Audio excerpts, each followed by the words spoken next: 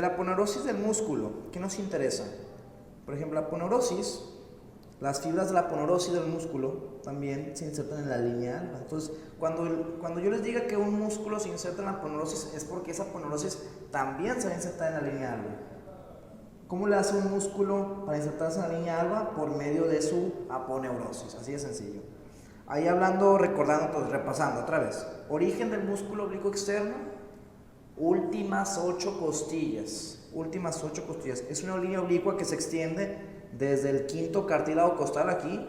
No les mencioné, pero el origen se va interdigitando. ¿Qué es interdigitando? Obsérvenme a mí, Lacho, no a la pantalla. Imagínense que tienen sus dedos de esta forma y sus dedos se van uniendo. Eso se llama interdigitación. Pasa lo mismo, ahora sí ven en la pantalla, pasa lo mismo con los músculos. Las fibras del oblicuo externo, sus fibras se van interdigitando con las fibras del serrato mayor o serrato anterior. Desde que empieza en su origen en el quinto cartílago costal. Sexto, séptimo, octavo, y luego seguimos acá, noveno, décimo, onceavo y doceavo. Acá las fibras se continúan con las del músculo dorsal ancho. Este es el músculo dorsal ancho, no se les olvide. Muy bien. De hecho, ahí podemos ver, esto no es pregunta de examen, pero sería bueno saberlo, lo van a encontrar en la carrera. El dorsal ancho junto con el oblicuo mayor, fíjense, estas son las fibras del dorsal ancho. Estas son las fibras del dorsal ancho.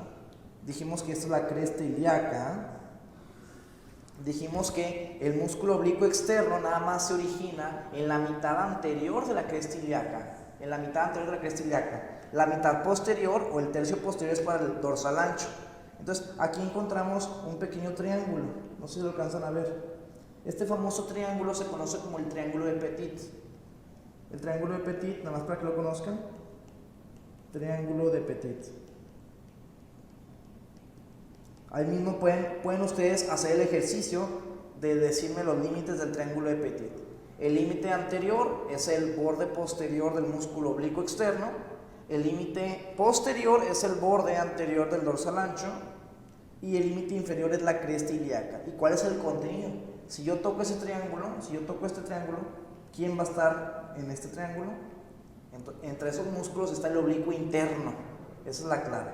¿Sale? Muy bien. Entonces, ya mencionamos los orígenes, repetimos las inserciones. ¿Dónde se inserta el dorsal ancho? ¿Dónde se inserta el oblicuo externo? Uno de los sitios le dijimos que era la cresta ilíaca. Chécate. Aquí tenemos una imagen de la cresta ilíaca, donde la parte más externa es para el músculo oblicuo externo. Hay un labio intermedio para el oblicuo interno y hay un labio interno para el transverso. Esa línea azul corresponde al origen del músculo ilíaco. El músculo ilíaco es todo el que se origina aquí en la fosa ilíaca. Muy bien. Esos fueron otros de los orígenes de la aponeurosis y dijimos que también se insertan tanto en la espina como en la cresta del pubis. Estuvo complicado, como pueden ver es un músculo complicado, pero todavía no acabamos con este músculo. Nos falta. ¿Qué nos falta de este músculo? Regresando. Este músculo, yo quiero que todo el mundo vea aquí. Conforme el músculo, sobre todo el ligamento inguinal, se va acercando hacia la parte interna, ya dijimos que forma el ligamento lacunar y el ligamento pectíneo de Cooper. ¿Qué más va a hacer estas aponeurosis? Hablando de la aponeurosis. La aponeurosis del músculo oblicuo externo, cuando estamos en la región del pubis, va a tener dos estructuras. Una que se inserta en la sínfisis, un poco gruesa, y otra más delgada que se inserta en la espina del pubis. ¿Okay? Estas estructuras les llamaremos los pilares, ¿sale? Los pilares. Tenemos entonces un pilar interno y un pilar externo. Esto obviamente no se ve en el libro, luego se menciona hasta el tema de la ingle, porque es parte del conducto inguinal, todo esto. El pilar interno, donde se inserta en la sínfisis del pubis. Y el pilar externo, donde se inserta en la espina del pubis. Estos pilares están unidos en la parte más superior por unas fibras llamadas las fibras arciformes. Las fibras arciformes. Tiene epónimo las fibras de Nikäis. Las fibras de Nikäis. Entonces, todas estas estructuras, el pilar externo, el pilar interno, las fibras, forman una abertura de forma triangular que se llama anillo inguinal superficial. Entonces, cuando te pregunten cómo se forma el anillo inguinal superficial, se forma por el pilar interno, que se inserta en la sínfisis, el pilar externo, que se inserta en la espina del pubis, las fibras arciformes intercrurales de Nikäis, que están uniendo ambos pilares, y de esta forma se forma el anillo inguinal superficial. Todo esto sigue siendo parte de ¿quién? ¿Cómo se llama todo esto? Aponeurosis del oblicuo externo. Del oblicuo externo.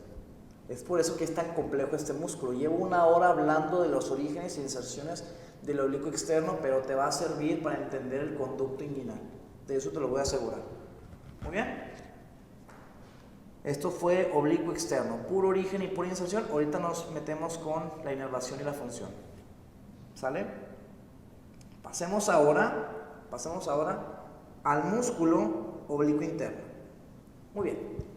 Ya mencionamos, esto fue el oblicuo externo. Vamos a hablar del oblicuo interno. Ese es el oblicuo interno. Muy bien. Igual, vamos a empezar con sus generalidades. Es el segundo en profundidad. Las fibras, quiero que noten las fibras. ¿Cómo son las fibras? Las fibras están orientadas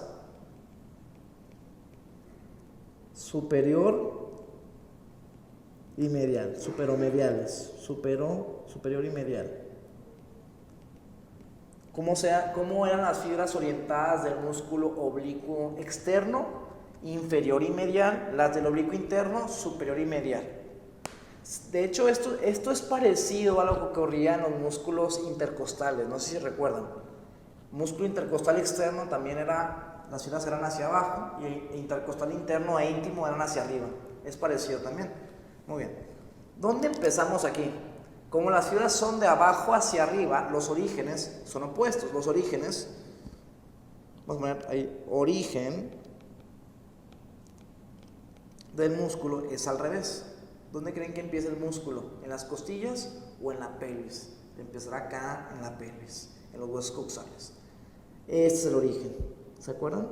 ¿Cómo se llama este origen? Todo esto se llama cresta ilíaca, pero no solamente vamos a poner cresta ilíaca, vamos a poner los 2 tercios anteriores,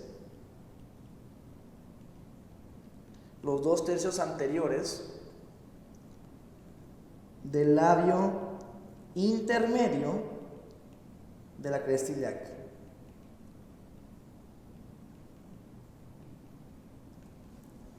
Los 2 tercios anteriores o la mitad anterior del labio externo eran para el oblicuo externo. En el labio intermedio es para el oblicuo interno. Tu libro no usa esta palabra, labio intermedio. Tu libro no usa esta palabra, pero dice que está entre el origen del oblicuo externo y el transverso. Así también te lo pueden preguntar. Entre el origen del transverso y el oblicuo externo. Muy bien. Tenemos otro origen. Quiero que le pongan mucha atención. Los orígenes los vamos a poner de color verde. Este es uno de los orígenes. El otro origen lo encontramos más abajo. Chécate. ¿Dónde se está originando el músculo? ¿Cómo se llama esa estructura? Esta estructura se llama ligamento inguinal. El ligamento inguinal. Vamos a poner que son los 2 tercios. Yo me acuerdo porque los orígenes son 2 y son los 2 tercios. Los 2 tercios laterales del ligamento inguinal. Así te puedes acordar. ¿Cuáles son los 2 orígenes del oblicuo interno? Los 2 son 2 tercios. 2 tercios anteriores del labio interno en la cresta ilíaca y los 2 tercios laterales o externos del ligamento inguinal. Mucho cuidado con esto, el ligamento inguinal. ¿Por qué? Porque habíamos dicho que el oblicuo externo no se inserta en el ligamento inguinal, lo forma. La aponeurosis del músculo oblicuo externo, cuando va descendiendo, acuérdate que sus fibras son descendentes,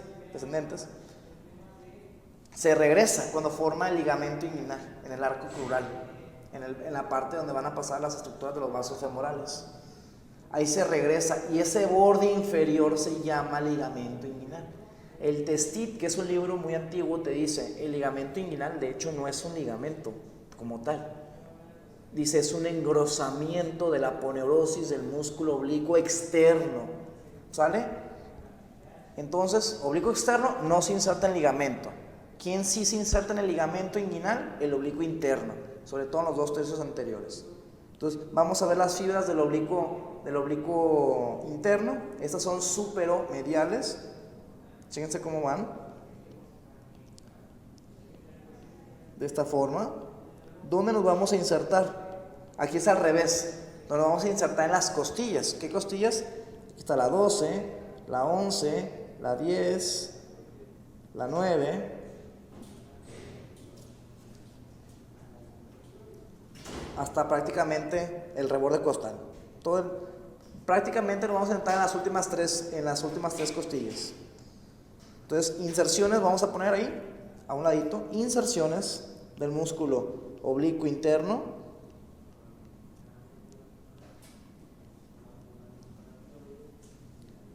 Últimas costillas. Últimas 3 a 4 costillas. Ese es uno de los orígenes. Ahí de hecho pueden ver que se forma un triángulo. Tampoco menos, no es tan importante este triángulo, pero quiero que lo conozcan. Igual quiero que lo conozcan. Este músculo que ven aquí, ¿se acuerdan cómo se llama este músculo? Que tiene forma de sierra. Se los preguntaron en su examen.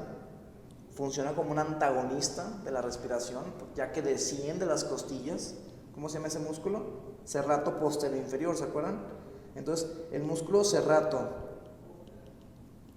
posterior inferior. ¿Qué más? El músculo oblicuo interno. Y la 12ª costilla, que está aquí, forman otro triángulo. De hecho es más como cuadrilátero, pero también lo puedes encontrar como triángulo, está así. Este triángulo se conoce como el triángulo de Greenfeld. Yo me acuerdo porque suena como Gryffindor, de Greenfeld. El triángulo de Greenfeld está formado por el oblicuo interno, la 12ª costilla y el serrato posterior inferior. Y ahí está el contenido. ¿Quién está dentro? Es la aponeurosis del transverso, el que está hasta el fondo. Muy bien. Es uno de los orígenes, de las inserciones, las costillas. ¿Qué más? ¿Dónde más se inserta? También. ¿Dónde más se inserta? Se inserta en la aponeurosis. La aponeurosis del músculo oblicuo interno, y por ende, si se inserta en la aponeurosis, igual que el pasado, ¿dónde se va a insertar? En la línea alba. En la línea alba. ¿Ok? Falta una inserción. Voy a regresarme a los orígenes, ya que me faltó un origen. No se los dije, pero me faltó un origen. Un origen que tampoco tiene el oblicuo externo.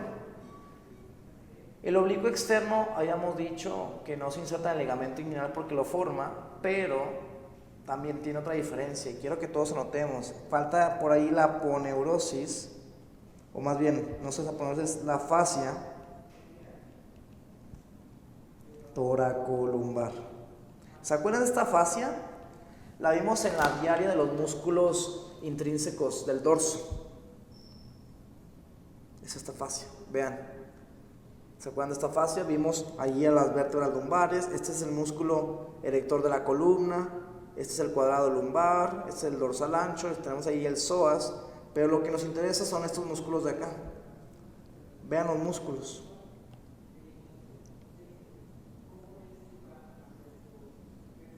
Tenemos al músculo.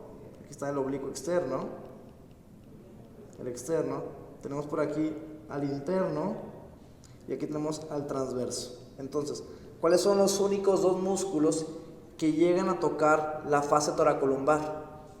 Tanto el transverso como el oblicuo interno sí se originan en la fascia toracolumbar. El externo, observen, el externo ni siquiera lo toca.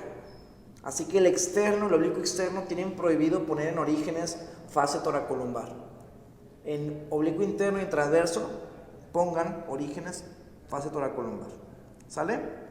Entonces, como repaso otra vez, repetimos: oblicuo interno, fibras orientadas hacia arriba, no se te olvide eso, las fibras están hacia arriba. Vean aquí cómo también hay una línea, ¿se acuerdan de esta línea? Que les dije que cruzaba el nivel del noveno cartílago costal, en este caso llega hasta el octavo, ¿está? Bueno, entonces, ahí las fibras, chécate, se están insertando en la aponeurosis. Las fibras musculares se insertan en la aponeurosis. Se originan a partir del ligamento inguinal, ¿cuáles son los tres orígenes?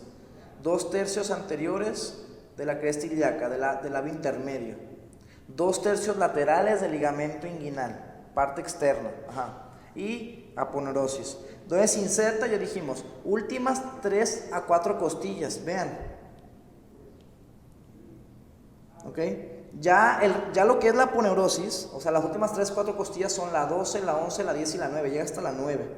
Ya lo que es la aponeurosis, chavos, la misma aponeurosis se va insertando en el reborde costal. Vean, yo quiero que vean todo el mundo, cómo el músculo oblicuo interno no está cubriendo esas costillas, no era como el externo llegaba hasta acá, con el serrato anterior.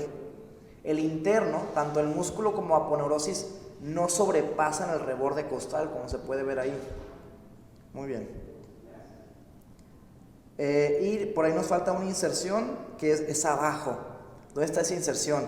Yo quiero que todo el mundo ponga atención porque vamos a hacer un super zoom en la imagen. Acá, súper abajo, esta zona. Muy bien.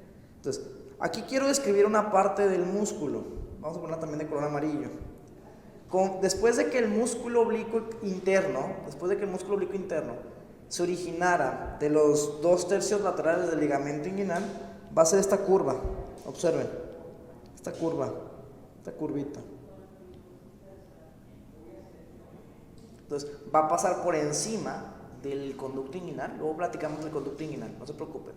Pero va a ser esa curva en las fibras y van a insertarse aquí. Pasa algo muy importante aquí porque las fibras del músculo oblicuo interno se unen con las fibras de la aponeurosis del transverso. Y esta estructura que tú ves aquí, quiero ponerla de color blanco, a ver si se puede, eso. Esto se llama tendón conjunto. El tendón conjunto. El tendón conjunto también se le llama la hoz inguinal, es lo mismo. Cuando te digan hoz inguinal y tendón conjunto se refiere a lo mismo. ¿A qué se refiere? A la unión de las fibras del oblicuo interno y del transverso del abdomen. Estas dos fibras, cuando se unen y forman el tendón conjunto, ¿dónde se insertan? También se van a insertar. Vamos a ponerle todos, acá vamos a escribirlo, número 3. Quiero que todo el mundo escriba cresta del pubis y también pues parte de la cresta pectínea, tanto la cresta del pubis como la cresta pectínea. ¿Ok? Bueno, vamos a ponerle línea mejor, parecido, pero no, la línea pectínea. Entonces, chavos, este músculo fue más fácil que el externo, el interno.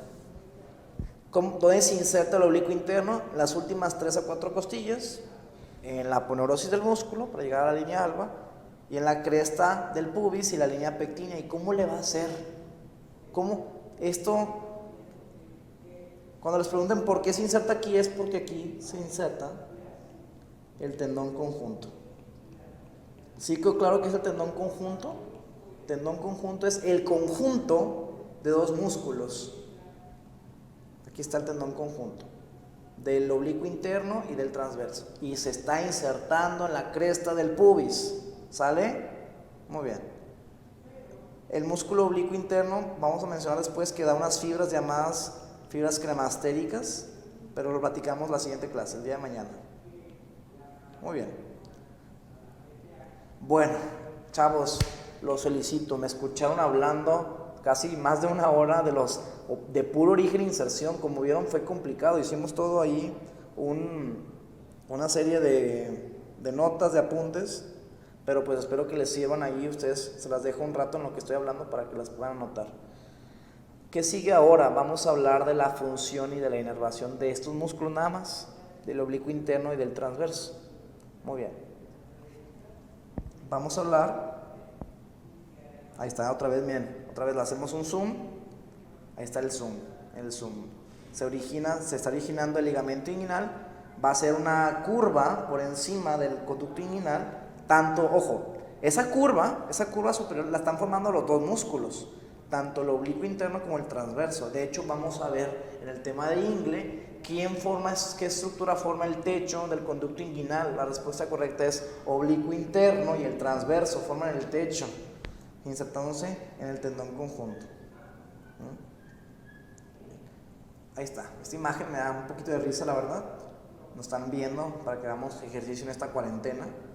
Y vamos a poner entonces funciones de los músculos. Funciones de los músculos, ¿ok?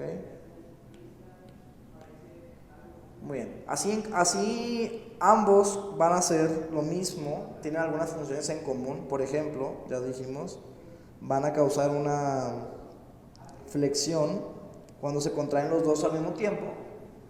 Si se contraen los dos, vamos a poner función bilateral de los dos, van a causar una flexión del tronco, van a causar también un aumento de la presión intraabdominal. Pero ahora, ¿qué me interesa que sepan? La función unilateral. La función unilateral.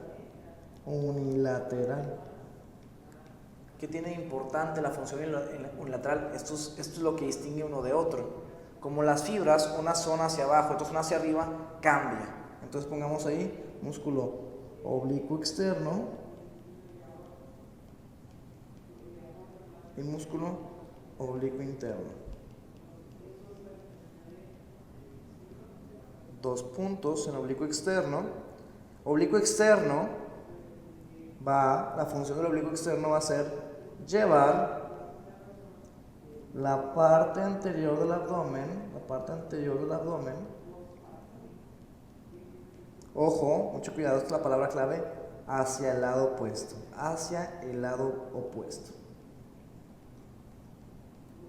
En cambio, el oblicuo interno va a llevar, igual por lo mismo, lleva la parte anterior del abdomen,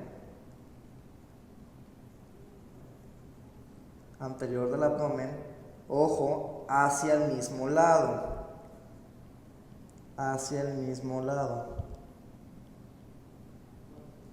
Van a rotar el abdomen, van a hacerlo de forma oblicua, como hacer una abdominal de forma oblicua, como se ve en la imagen. Por eso una imagen vale más que 1000 palabras. Hacia el lado opuesto y hacia el mismo lado. Entonces, cuando tú estás haciendo un abdominal, por ejemplo, vamos a poner el ejemplo de estos jóvenes. ¿Qué están haciendo? Están desplazando el lado derecho de su cuerpo hacia el lado izquierdo. Están desplazando el lado derecho de su cuerpo hacia el lado izquierdo. Les voy a dar tiempo de pensar qué músculos están usando. Del lado derecho, ¿qué músculo está usando? Y del lado izquierdo, ¿qué músculo está usando? Piensen. Les voy a dar 10 segundos. ¿Qué lado está usando? Los músculos que usan estos pacientes, los músculos que usan estos individuos son del lado derecho. Como estás dirigiendo el lado derecho hacia el lado izquierdo, pues del lado derecho va a ser el del lado opuesto, es decir, el oblicuo externo derecho.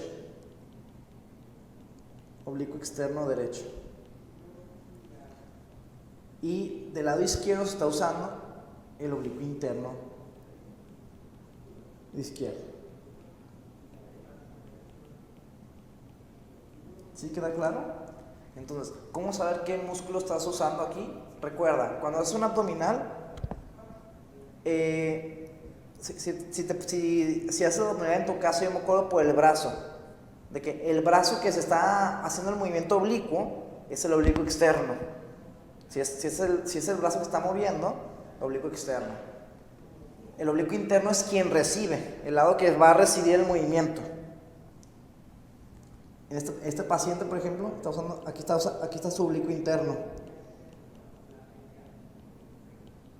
Y este es el brazo del otro lado, o sea, el oblicuo interno, aquí se contrae.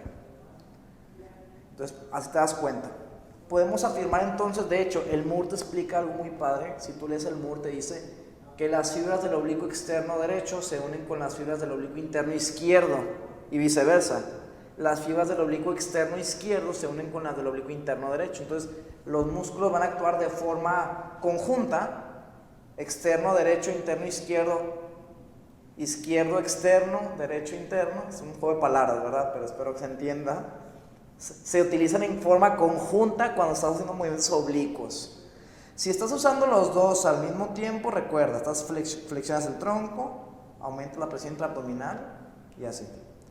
La inervación es un poco diferente. La inervación solamente que el oblicuo externo es inervado por los últimos nervios intercostales. Recuerda, yo te platicaba la clase pasada que a pesar de que se llamen intercostales entre las costillas, los últimos, hablando del T7, a T12, llegan hasta la porción abdominal.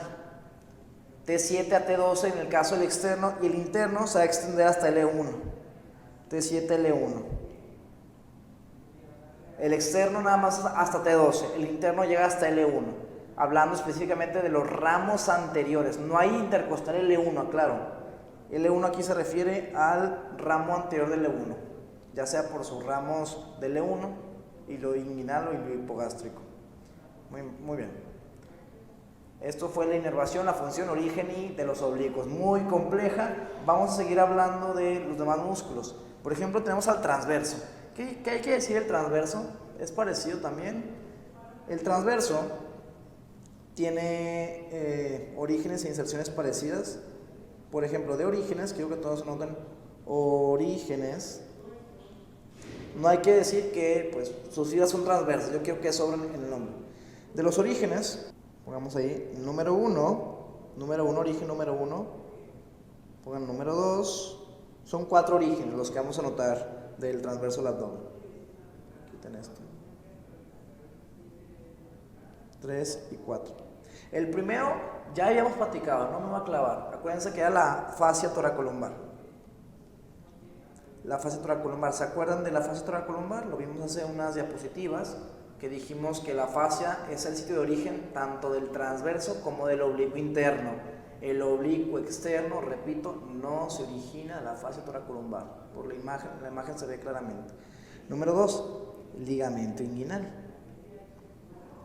Ligamento inguinal, este es más que nada, pues prácticamente la mitad lateral del ligamento inguinal. Como pueden ver, voy a tratar de dibujar las. Acá está. Aquí está el origen. Miren las fibras de forma transversa, fibras transversas. Fibras transversas. Es la característica del músculo transverso del abdomen. ¿Qué más vamos a hablar de los orígenes? Ligamento inguinal terciolateral. Acuérdense, ¿dónde más originaban los músculos? De la cresta ilíaca. Los 2 tercios anteriores ¿de quién? Del labio interno de la cresta ilíaca. Del labio interno de la cresta ilíaca. Mucho cuidado porque aquí te puedes confundir. El labio interno es para el músculo transverso del abdomen. Ahí te puedes confundir y pensar que el labio interno es para el oblicuo interno y no. Labio interno es para el transverso del abdomen. Labio externo para el oblicuo externo. Labio intermedio para el oblicuo interno. Ahí tener mucho cuidado de no confundirnos. Y por último tenemos las costillas también. Vean. Acá atrás no tenemos la imagen posterior, pero está aquí, miren. Las costillas. Este origen, quiero platicarlo en especial, del de las costillas. Pongamos ahí. Últimas 6 costillas. Por últimas 6 costillas me refiero, acuérdense, empezábamos desde atrás, desde la 12, la 11, la 10, hasta la 6. Prácticamente todo el reborde costal, vean. todo el reborde costal. Todo el reborde costal. Todo eso nos originamos. Bueno, esto se ve por adelante, pero por atrás pasa algo interesante con este origen, el de las costillas. De hecho, lo platicamos en la clase de diafragma. Vean cómo el músculo, aquí está el músculo transverso, visto por una vista posterior, este es el músculo transverso. Las fibras del músculo transverso de forma transversa, chéquense, en las últimas 6 costillas, en todo el reborde costal, se están las fibras interdigitando, ¿se acuerdan? Lo platicamos. Se están interdigitando con las fibras de ¿qué músculo? ¿Qué músculo se está interdigitando con el transverso? El diafragma, exactamente, las inserciones costales del diafragma. Entonces, ahí tengan en consideración eso cuando estemos hablando de las últimas 6 costillas. Esos fueron sus 4 orígenes. La inserción son más sencillos. Las inserciones.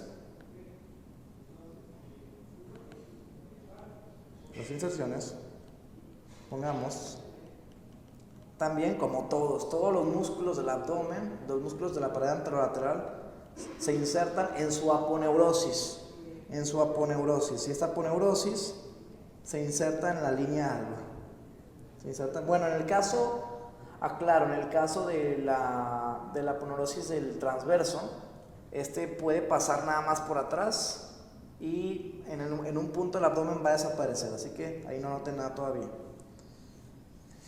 Y número 2, la inserción número 2, ¿se acuerdan de la os inguinal? Entonces se va a insertar acá abajito, miren, aquí está bien bonito, las fibras de la os inguinal. Ponemos otro color, aquí está, la os inguinal. Entonces se inserta la os inguinal.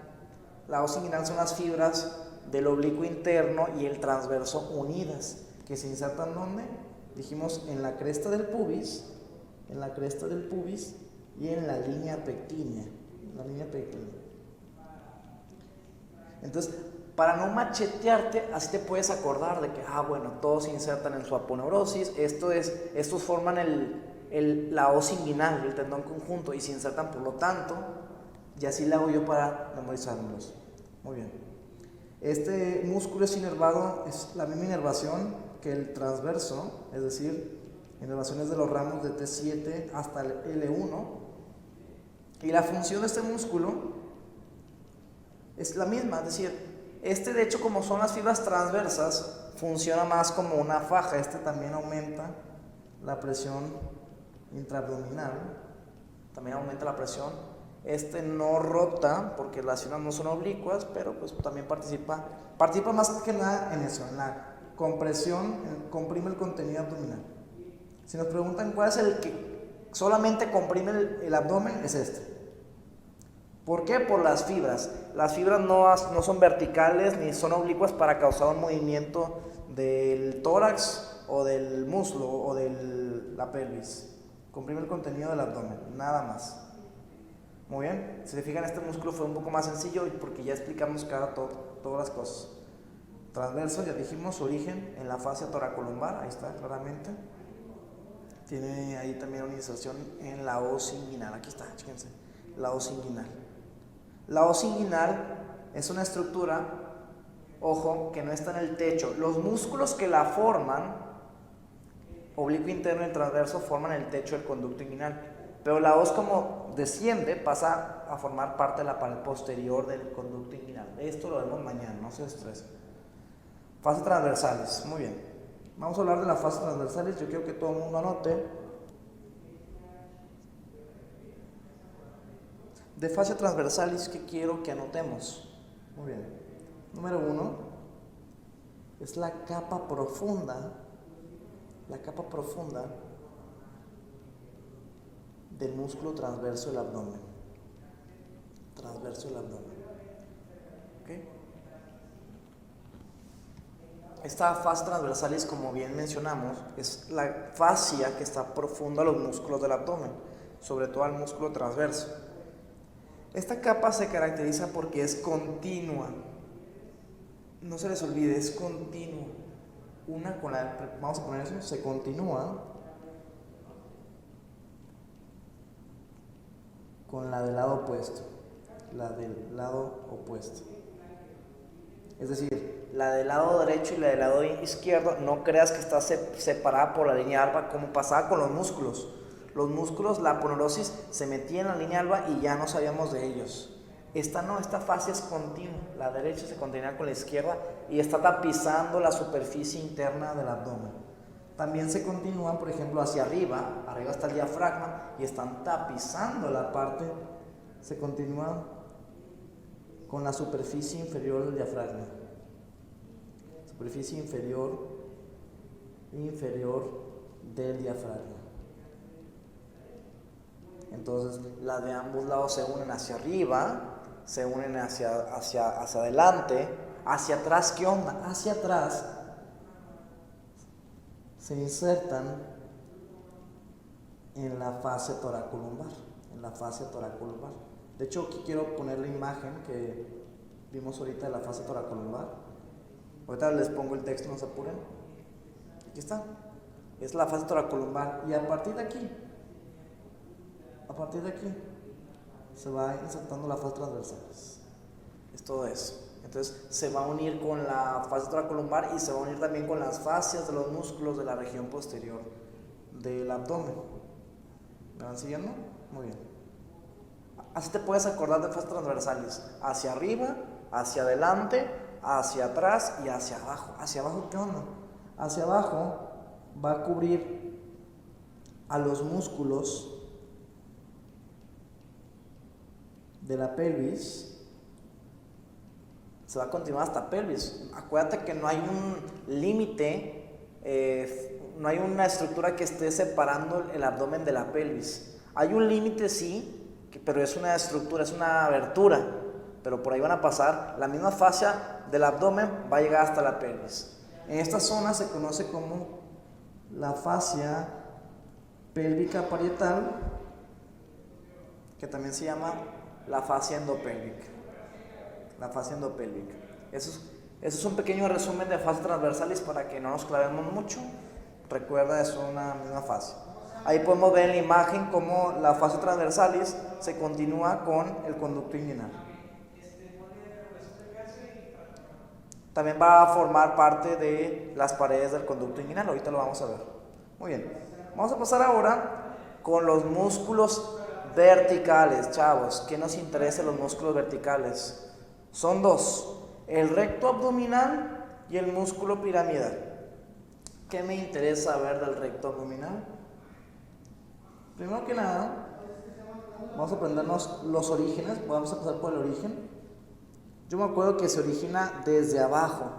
El origen va a ser esta zona pequeña que está aquí, que corresponde a la sínfisis del pubis.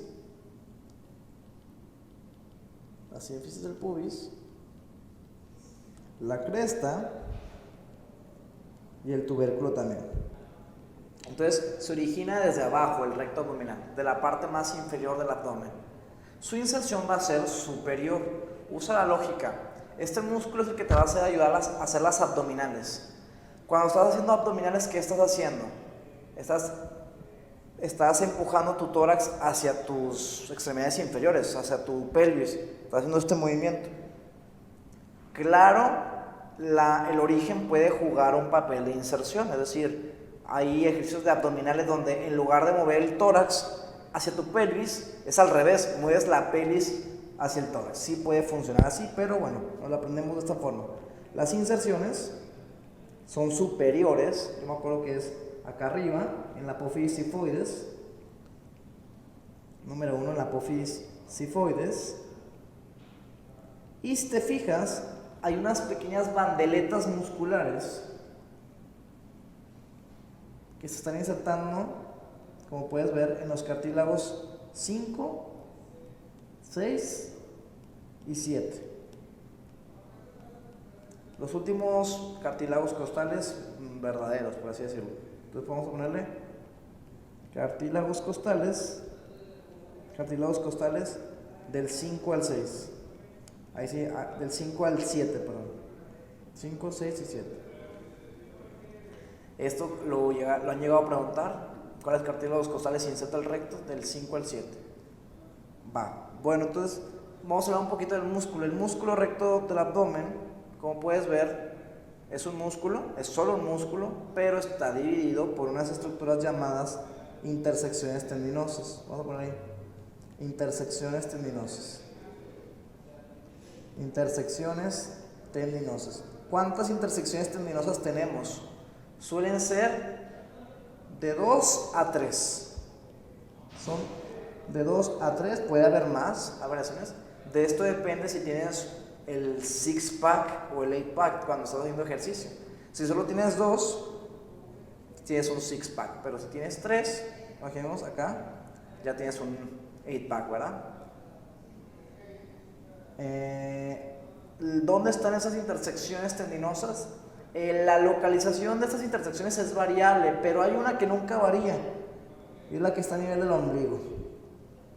La que está a nivel del ombligo siempre está ahí. Vamos a localizarlas ahí a las intersecciones tendinosas. Muy bien. El borde interno del músculo, vamos a poner un borde interno del músculo, corresponde pues a la línea alba.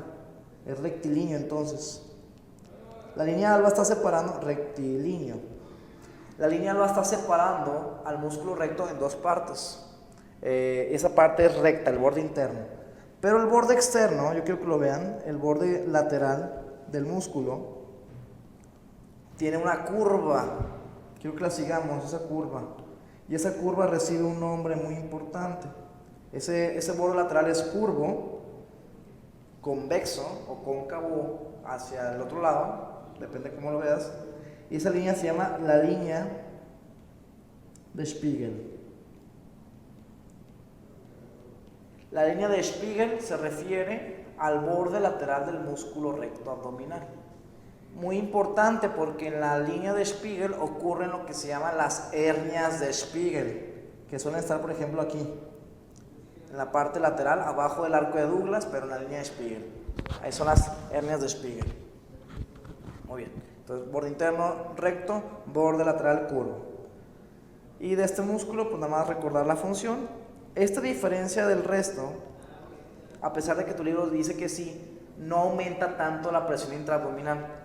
¿Por qué? Porque no rodea todo. Claro, las aponeurosis se insertan aquí, pero este músculo, su función principal va a ser la flexión del tronco. La flexión del tronco. ¿Okay? Y la inervación, aquí la inervación va a ser parecida a la que tenía el oblicuo externo, donde solo participaban fibras del T7 a T12. L1 no entraba aquí. Y tenemos al músculo recto abdominal. Como les dije, están divididos por intersecciones tendinosas, la más común es a nivel del ombligo, y divide a este fascículo muscular en varias partes. Pasemos ahora al músculo A, por supuesto, lo que va a ser pregunta de examen, la famosa vaina de los rectos. ¿Okay? Muy bien, primero que nada deben entender que hay una línea que se llama el arco de Douglas. El arco o línea de Douglas. También se conoce como, vamos a ponerlo de otro color, de color amarillo. Ahí. ¿Qué dice? Ahí está, color amarillo. La línea de Douglas, la línea arqueada también se llama. Bueno, la línea arqueada, es muy importante que sepan, va a dividir al abdomen en dos partes, una parte superior y una parte inferior. Es muy importante que sepas que la parte superior, en la imagen que sigue se ve, esta es una imagen que dice, en inglés dice, va en los rectos un corte transversal por encima de la cresta arqueata, de la cresta arcuata. Entonces, vean cómo los músculos rectos y la línea alba, por ejemplo, están envueltos en las aponeurosis de los músculos. Aquí tenemos, por ejemplo, voy a poner colores.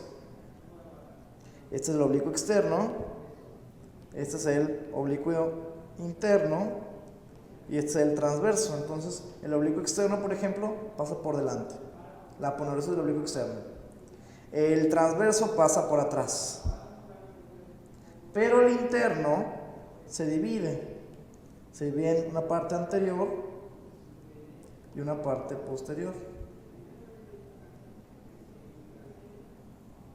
Entonces vean, ¿qué podemos afirmar de aquí?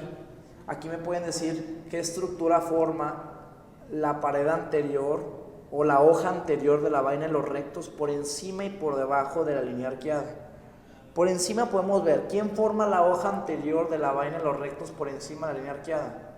Tanto la aponeurosis del oblicuo externo como una parte, la mitad anterior de la aponeurosis del oblicuo interno. ¿Quién forma la hoja posterior de la vaina de los rectos por encima de la línea arqueada? La aponeurosis del transverso del abdomen y parte del oblicuo. Entonces está envuelto de los dos lados. Pero por debajo de la línea arqueada pasa algo muy interesante. Fíjate cómo la aponeurosis del oblicuo externo, la aponeurosis del oblicuo interno y la aponeurosis del transverso, todas pasan por delante del músculo, dejando al músculo, por así decirlo, desnudo por atrás. Entonces, si nos preguntan quién forma la hoja anterior de la vaina de los rectos por delante, por debajo de la línea arqueada, van a ser las tres aponeurosis. Las tres aponeurosis. Las tres aponeurosis. Cuando es por debajo, inferior a la línea arqueada. Pero si nos ponen quién forma la hoja posterior por debajo, quién sigue del transverso, ¿cómo se llama la fase que está después del transverso? Esta fase que está aquí, la fascia transversalis. Entonces la fascia transversalis, es muy preguntable eso, forma la hoja posterior de la vaina de los rectos por debajo de la línea arqueada. Y lo podemos ver, lo podemos comprobar en la imagen de abajo, chéquense. La línea arqueada ahí está. Si quitamos al recto, ¿quién vamos a ver? Si quitamos al recto en esa imagen, por encima de la línea vamos a ver aponeurosis, que corresponden ahí a las del oblicuo interno y las del transverso. Y si la ponemos abajo, pues vamos a ver nada más a la fase transversalis. Entonces va a depender de donde te pregunten, si es por arriba o si es por abajo. ¿Sale? Muy bien. Siendo ahora, pasamos al músculo piramidal. Es un músculo de escasa importancia clínica. Este va aquí, desde la espina del pubis. Se va a insertar en la línea alba. En un punto intermedio entre la sínfisis y el ombligo. ¿Ok? Entonces, origen del piramidal, sínfisis del pubis y pues parte de la cara anterior. Inserción, línea alba, en un punto intermedio entre el ombligo y la sínfisis, entre ombligo y sínfisis.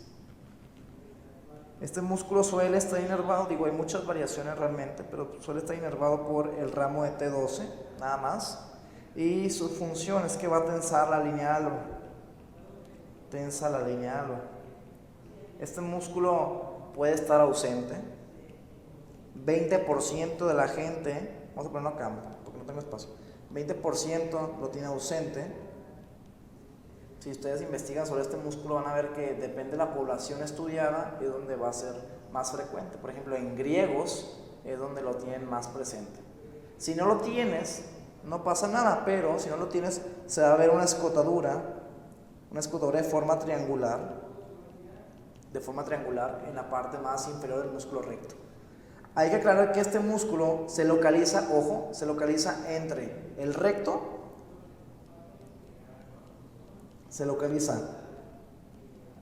entre el recto abdominal está atrás, entre el recto abdominal por delante, o sea, bueno, por atrás, y la hoja anterior de la vaina de los rectos. La hoja anterior de la vaina de los rectos. Es decir, el músculo piramidal está por dentro de la vaina de los rectos. Está entre el músculo recto y la hoja anterior de la vaina de los rectos. Si lo dibujáramos en la imagen pasada, estaría localizado más o menos. A ver, vamos a borrar todo para que lo vean. Estaría aproximadamente aquí. Estaría aquí el músculo. Entre el músculo y la hoja. ¿Me voy explicando? Obviamente es por debajo de la línea arqueada porque es el músculo que se localiza abajo. Muy bien. La irrigación Pues a veces por la arteria cremastérica, etc. En los hombres, o puede ser por ramas de la epigástrica inferior. Muy bien, siguiente tema, vamos a hablar de la fascia extraperitoneal. Es muy sencillo. A ver, ya pasamos lo difícil, realmente lo que vimos es lo difícil. Tenemos a la piel, fascia superficial con la fascia de Camper y la fascia de Scarpa, músculo oblicuo externo, músculo oblicuo interno, músculo transverso, fascia transversalis, y después tenemos una pequeña capa de grasa llamada fascia extraperitoneal, porque está fuera del peritoneo. Esta capa, yo no voy a anotar nada, ya cansé para empezar. Esta capa es muy importante porque depende del donde estés, es la cantidad de grasa que va a haber más. Por ejemplo, en la región anterior, si te fijas, no hay mucha grasa aquí entre la transversalis y el peritoneo. Pero ¿dónde vamos a encontrar más grasa? Chécate, si lo seguimos, en la región posterior es donde va a haber más grasa. Entonces, los órganos, vamos a ver en la clase de peritoneo, que es la pasado mañana. En la clase de peritoneo vamos a ver que los órganos que se encuentren en esta fascia extraperitoneal, pero atrás, se van a llamar retroperitoneales. Ejemplo más común, los riñones. Los riñones se encuentran en esta fascia extraperitoneal. Cuando el cirujano va a ir secando estas capas, hay términos que se usan. Por ejemplo, esta capa no se dice extraperitoneal, se dice preperitoneal o properitoneal si estamos adelante, y si estamos atrás es retroperitoneal. Entonces, ¿qué es esta fascia extraperitoneal? Es la grasa que existe antes de llegar al peritoneo, como si hiciéramos una disección, y que contiene grasa. ¿Y dónde está más esta grasa? En la región posterior. Nada más que sepas eso. En la región posterior. Esta misma grasa, si la seguimos, observa cómo se puede meter dentro de esas estructuras que se llaman mesenterios. Se está introduciendo esta grasa. Entonces, esta grasa prácticamente sigue por fuera del peritoneo, pero va a ser la grasa que va a estar dentro de los mesenterios. Y luego, por último, vamos a hablar una pequeña parte del peritoneo. El peritoneo es una serosa, como ya platicamos en pericardio, como ya platicamos en pleura, es una serosa que tiene una capa parietal y una capa visceral. La capa parietal es la que rodea la pared y la visceral es la que rodea las vísceras. Dentro de esta capa tenemos un espacio llamado la cavidad peritoneal. ¿Qué quiero que sepas? Que la cavidad peritoneal, esto sí quiero que lo notemos, la cavidad peritoneal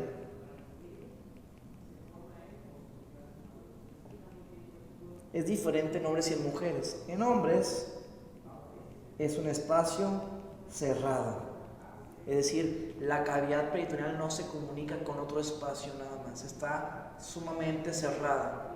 El líquido está circulando, el líquido peritoneal circula con normalidad, pero no se continúa con otro espacio. En mujeres no. En mujeres se comunica, la cavidad peritoneal está comunicada con el orificio de la trompa de falopio.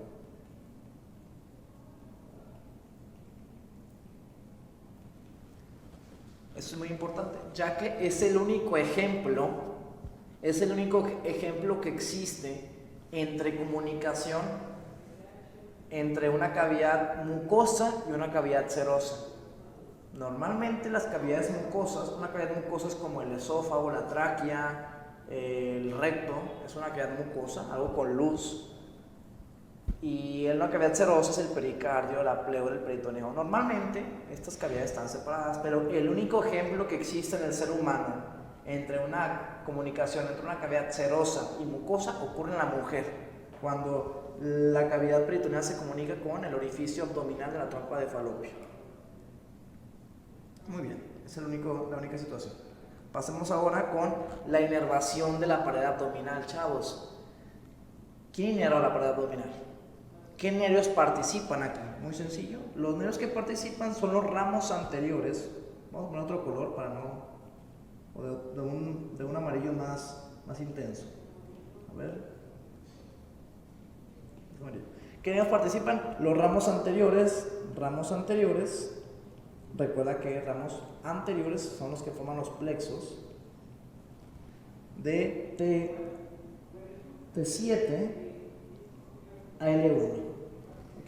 De T7 a L1, es decir, son los últimos nervios intercostales, T7, T8, T9, T10, T11 y T12, y el primer nervio lumbar, L1, le vamos a dar su tiempo. El recorrido, ¿cuál es el recorrido?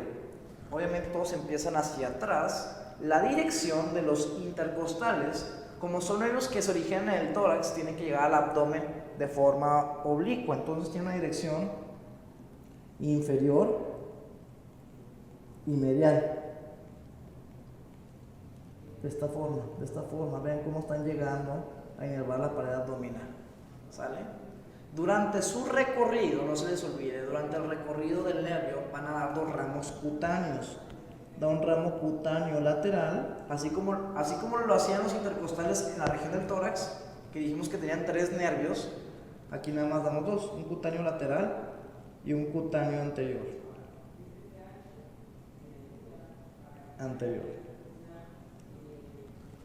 ¿Qué más es importante el recorrido de estos nervios? La profundidad, es decir, ¿dónde voy a encontrar yo estos nervios? Si estoy haciendo una disección anatómica, ¿dónde los voy a encontrar? Superficial a los músculos, profundo a los músculos, entre los músculos, ¿dónde los voy a encontrar? La respuesta es entre dos músculos. Entre el músculo oblicuo interno y el músculo transverso del abdomen.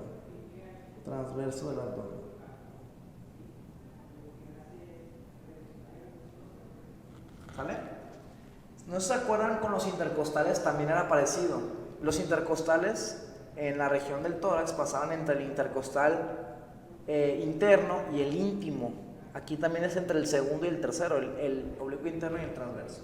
Muy bien, ya nomás para acabar, pongan que antes de llegar al recto, aquí en esta parte, vamos a hacerle un zoom. Cuando llegan al borde lateral del recto, lo atraviesan. Entonces pongamos, al llegar al borde lateral de la vaina,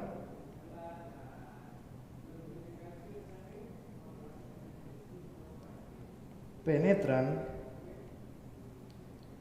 por la cara lateral del músculo.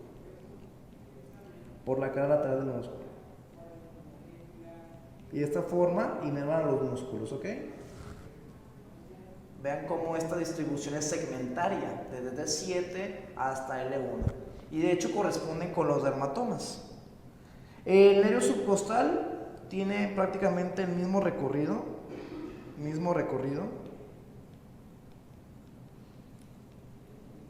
Y el ramo de L1, mucho cuidado, hay dos nervios que se originan de L1. L1, mucho cuidado, viene del plexo lumbar. El plexo lumbar, no sé si se acuerdan, viene de los ramos anteriores de L1 a L4. Parte de L4, porque la otra parte de L4 formaba el tronco lumbosacro. Y formamos dos nervios. El nervio ilioinguinal, iliohipogástrico primero, iliohipogástrico, y el nervio ilioinguinal. Estos nervios tienen el recorrido parecido, rodean la parte posterior del abdomen, llegan a la región hipogástrica, la región inguinal, y inervan esa parte. También tienen algunos ramos motores. Estos ramos se originan de L1 directamente, no se nos olvide eso, L1. Aquí en la imagen que sigue, ahí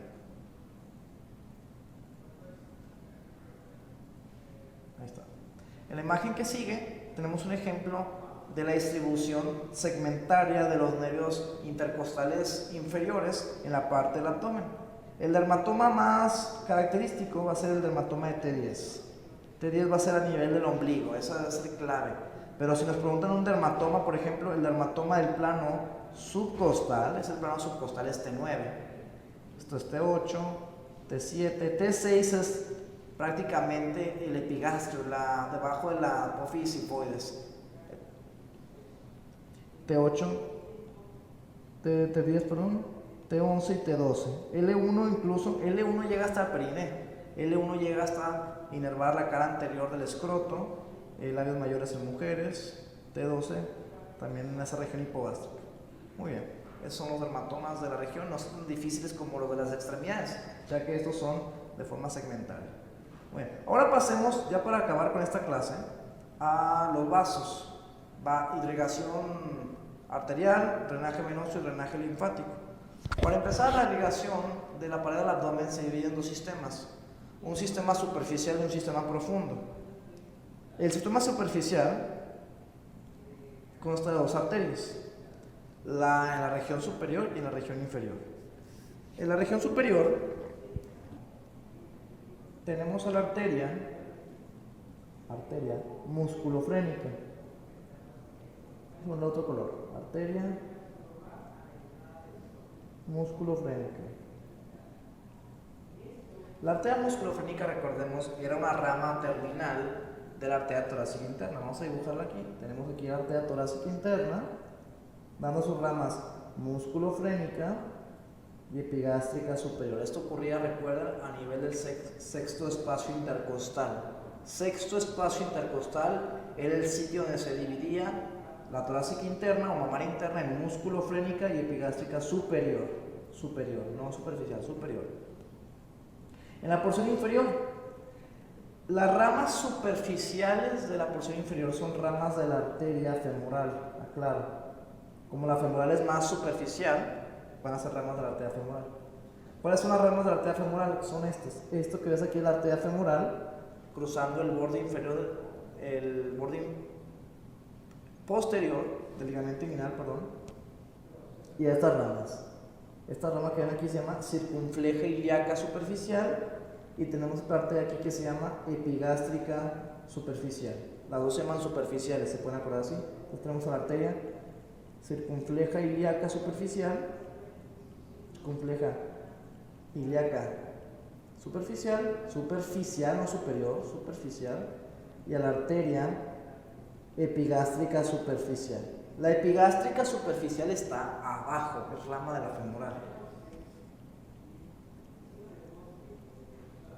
Así que ahí tenemos a las arterias. En la porción, vamos a hablar de la porción profunda. ¿Cuál es la diferencia entre la superficial y la profunda? Entre el sistema superficial y el profundo. Que el profundo se encarga más que nada de irrigar los músculos. Están entre los músculos, sobre todo entre los músculos rectos, miren. Las arterias se van a anastomosar dentro de la pared del músculo recto del abdomen. Si tenemos una hemorragia, un hematoma, va a ocurrir dentro de este espacio. Entonces vamos a poner porción profunda. La parte superior de la porción profunda corresponde a las arterias, a la arteria epigástrica superior. Epigástrica superior. Creo que tu libro viene mal. Dice epigástrica superficial, es la superior. Epigástrica superior. La epigástrica superior desciende y se va a anastomosar con la de abajo, con la epigástrica inferior. La epigástrica inferior, vamos a poner ahí, epigástrica inferior, es rama de la arteria. Estas son ramas de la arteria ilíaca externa. Ilíaca externa, no de la femoral. Epigástrica inferior. Muy bien. En las partes terminales, que son las partes laterales, tenemos ramas de las arterias intercostales, sobre todo la onceava y la décima intercostal, y también tenemos a la arteria subcostal. No se llama doceava intercostal, se llama arteria subcostal. Recuerden que la arteria subcostal es rama de la aorta, es la última rama de la aorta torácica. Y abajo también nos falta esta arteria que ven aquí. Bueno, no es esta. No se ve tan bien, pero es la arteria circunfleja ilíaca profunda. Circunfleja ilíaca profunda. Así como hay una superficial rama de la arteria femoral, hay una arteria circunfleja ilíaca profunda. ¿Sale? Bueno, fíjense cómo ocurre esta anastomosis dentro del músculo, entre las vainas del músculo. Ya para acabar, ¿dónde está? Se me perdió el... Acá está. Bueno. Ya para acabar vamos a hablar del drenaje linfático y es muy sencillo. El drenaje linfático se divide también en una parte superficial y una parte profunda. La parte superficial vamos a dividirla por el ombligo. Superficial, vamos a poner lo superficial. Por encima del ombligo, yo quiero que tú veas dónde termina la linfa, por ejemplo, de la piel del abdomen. Chécate, hacia dónde se va a ir la linfa de la piel del abdomen que está por encima del ombligo. Perdón. Hacia esos ganglios que están ahí. ¿Cómo se llaman esos ganglios? Los ganglios axilares. Esto puede ser un poco difícil de creer, ya que los ganglios axilares están un poco lejanos, un poco distantes. Pero los ganglios axilares recogen la linfa de la pared del abdomen. Y por debajo del ombligo, se van con estos nódulos. ¿Cómo se llaman estos nódulos? ¿Se acuerdan? Estos que seguían el trayecto del ligamento inguinal.